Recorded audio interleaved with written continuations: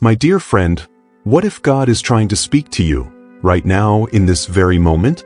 What if the pain you're carrying, the silence you feel, and the doors that won't open aren't signs that He's left you, but signs that He's working on something deeper? This story might not just be for someone, it might be for you. I encourage you to stay till the end, because this isn't just a story about one man. It's about every soul who's ever stood at the edge and wondered, God, where are you? Ethan Walker was once a man with a plan. He had dreams, a decent job in Columbus, Ohio, a two-bedroom apartment with his wife Rachel, and a simple routine. Coffee at 6:30 a.m., work by 8, home by 5:15, football on weekends. Nothing grand, just stable, steady. But life has a strange way of flipping everything when you least expect it.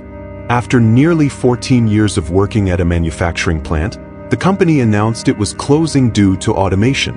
In a blink, Ethan lost his job, his routine, and his sense of purpose. At first, he tried to keep a brave face. He updated his resume, drove to interviews, took online classes at night. But weeks turned into months. Rejections piled up. Job after job told him he was overqualified or too experienced. Then came the tension at home. Rachel started picking up extra shifts, growing colder, more distant. They stopped having dinner together. Words became arguments. Arguments turned into silence. And one day, she left. That was the day something in Ethan cracked. It wasn't loud. It wasn't explosive. It was just a quiet, painful stillness.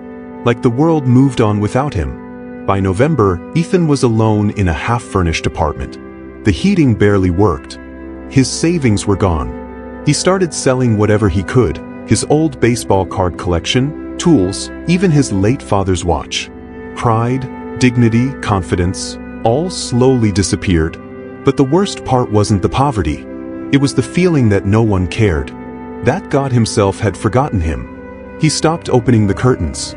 He stopped shaving. Some days he didn't even leave his bed.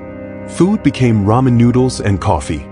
Nights were spent staring at the ceiling, replaying his life and wondering where it all went wrong. He prayed once, God, please, do something. But when nothing happened, the prayer stopped too.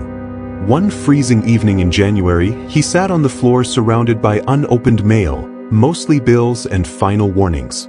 He stared at a dusty old Bible that had been sitting on a shelf since his grandmother's funeral. He hadn't touched it in years. In a mix of anger and hopelessness, he grabbed the Bible and hurled it against the wall. It thudded against the drywall, then flopped to the floor, opened. Something pulled Ethan's eyes to the page. He crawled over slowly, unsure why. And there it was, bold and underlined in old ink, Isaiah 41 verse 10, "So do not fear, for I am with you. Do not be dismayed, for I am your God. I will strengthen you and help you." He blinked, unsure how to feel. His breath caught in his throat. That verse, that very one, was one his grandmother used to quote when he was a child scared of thunderstorms. He hadn't thought of it in years. And yet here it was staring up at him, like a whisper from heaven. That night, Ethan fell into a deep sleep, his Bible still open beside him. What happened next he never fully understood. In his dream, he was walking barefoot through a thick, misty forest. Everything was gray and silent. The trees loomed tall, their branches reaching like fingers toward the sky. He wandered, lost and unsure, until he saw a small boy standing ahead, dressed in white, barefoot like him. The boy looked up and said, "Why do you look so tired?" Ethan answered softly, "Because I'm walking through life with no light, no way out." The boy smiled gently and asked, "Do you know how trees grow strong?" Ethan shook his head. The child said, "They grow in silence, in darkness. Not above the ground, but below it. Their roots deepen when the storm comes." Ethan looked confused. The boy stepped closer and said, "God hasn't abandoned you. He's just strengthening your roots." Then the child reached out his hand, and as Ethan reached for it, he woke up. He sat up in bed, gasping, heart racing. It was still dark outside, but for the first time in months, he felt something. He didn't know what to call it. Maybe just a reason to get up that morning. With no clear goal, Ethan dressed, put on his old coat, and walked 5 blocks to a local church thrift store he remembered seeing months ago. He hadn't stepped foot inside a church in over a decade. He didn't plan to pray. He just wanted to feel human. As he looked at the worn winter jackets on the rack, an old man approached him. White beard, weathered skin, piercing blue eyes. "You look like you're carrying too much," the man said kindly. Ethan hesitated, then nodded. "Feels like I'm at the end," he whispered. The man touched his shoulder and replied, "Maybe that's not the end, maybe it's just the turn." Then he pressed something into Ethan's hand, a small folded paper, and walked away. Ethan looked down at the note. It read, "You are not forgotten. You are still seen. You are still loved. God." He turned to look for the man, but he was gone. The next day, Ethan came back. Not for clothes, but to volunteer.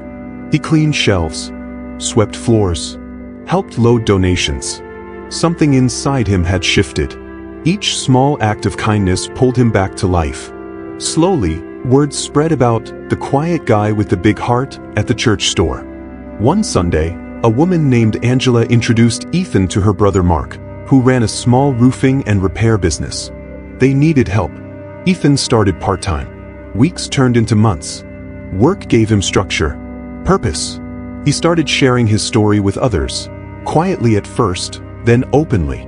Eventually, he helped start a men's circle at the church, offering food, prayer, and brotherhood to anyone who needed it. He became a source of light, in the very place where he once saw only darkness. Today, Ethan still lives in Columbus. He rents a small home, owns a used truck, and works full-time. But more than that, he believes again. He knows now that sometimes God answers prayers not with a lightning bolt, but with a whisper, a dream, a stranger, a verse. And when the storm feels never-ending, maybe, just maybe, it's because our roots are still growing. So if you're hearing this and you're in your own storm, I want you to know something. God hasn't left you. He hasn't forgotten you. He sees your pain. He sees your tears. And just like Ethan, He's strengthening your roots. Don't give up. Not now. Not today. Because your miracle may be closer than you think. And if this story touched your heart, I invite you to comment below. I'm still standing. Let the world know you're still holding on. Let this be your reminder. The night is darkest just before the dawn, but the dawn is coming.